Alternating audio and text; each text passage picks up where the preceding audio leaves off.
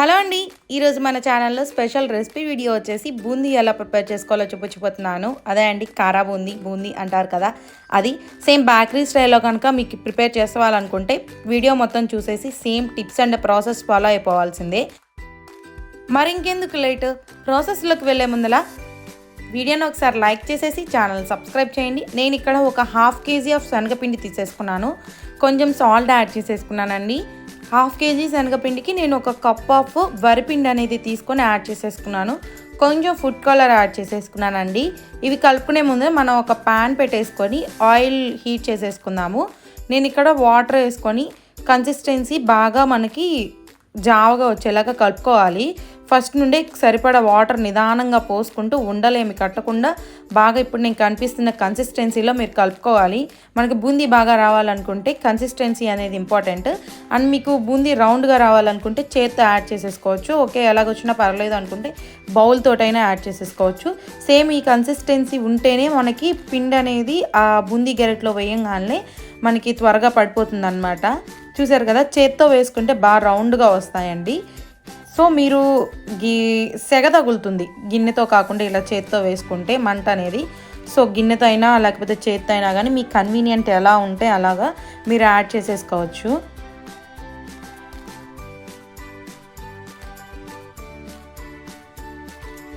ఆయిల్ని బాగా హై ఫ్లేమ్లో పెట్టి హీట్ చేసేసుకున్న తర్వాత బూందీ వేసేటప్పుడు మీడియం ఫ్లేమ్లో పెట్టి యాడ్ చేసేసుకోండి.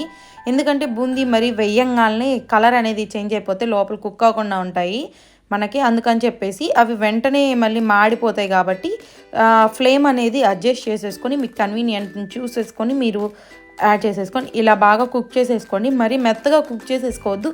బూందీకి ఎప్పుడైనా కానీ కరకరలాడుతూ ఉంటేనే మనకి ఎక్కువ రోజులు నిల్వ ఉంటాయి అన్నమాట.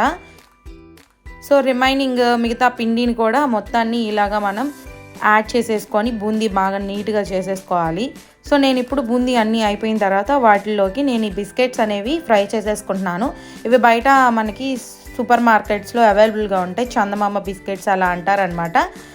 ఆయిల్ హీట్ అయిన తర్వాత అదే ఆయిల్లో నేను బిస్కెట్స్ అనేవి ఫ్రై చేసేసుకుంటున్నాను. బూందీలోకి 1 కప్పు బిస్కెట్స్ అండ్ 1 కప్పు పల్లీలు కూడా నేను యాడ్ చేసేసుకుంటున్నాను.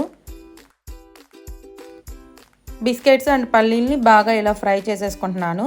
పల్లీలు కొంచెం దూరంగా పెట్టి ఫ్రై చేసేసుకోండి, లేకపోతే చిట్పెట్టలాడుతాయి అన్నమాట. నేను అదే జల్లెల్లో ఇలాగా ఫ్రై చేసేసుకుంటున్నాను. పల్లీలు కూడా ఫ్రై అయిపోయిన తర్వాత నెక్స్ట్ మనం కరివేపాకు పొడవుగా ఉంటే కొంచెం కట్ చేసేసి యాడ్ చేసేసుకోండి.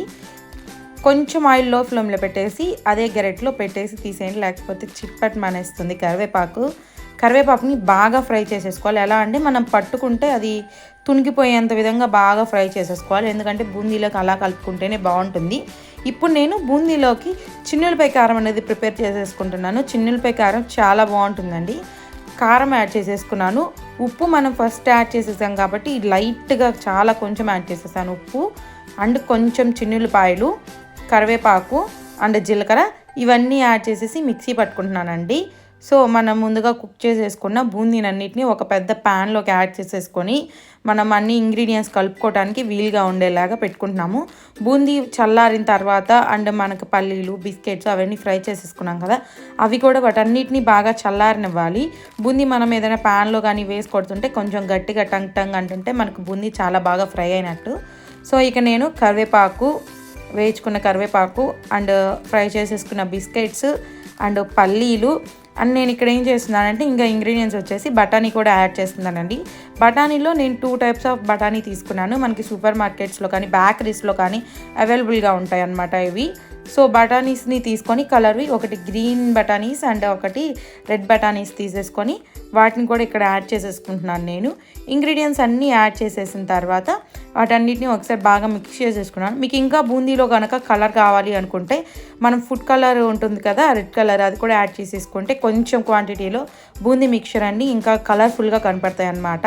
సో నేను అలా ఏమి యాడ్ చేయలేదు, జస్ట్ ఈ బఠానీలు మాత్రమే యాడ్ చేసేసుకున్నాను. సో కనిపిస్తున్న ఇంగ్రీడియంట్స్ అన్నీ యాడ్ చేసేసుకొని లాస్ట్లో మనం చున్నెలపై కారం ప్రిపేర్ చేసుకుని కూడా అదే యాడ్ చేసుకొని బాగా అన్నిటినీ మిక్స్ చేసేసుకొని ఒక 10 మినిట్స్ ఇవన్నిటిని చల్లారనివ్వాలి. చల్లారనిచ్చి గాలిపోకుండా ఒక స్టీల్ దాంట్లో కానీ ప్యాక్ చేసేసుకుంటే మనకి చాలా రోజులు నిల్వ ఉంటాయండి.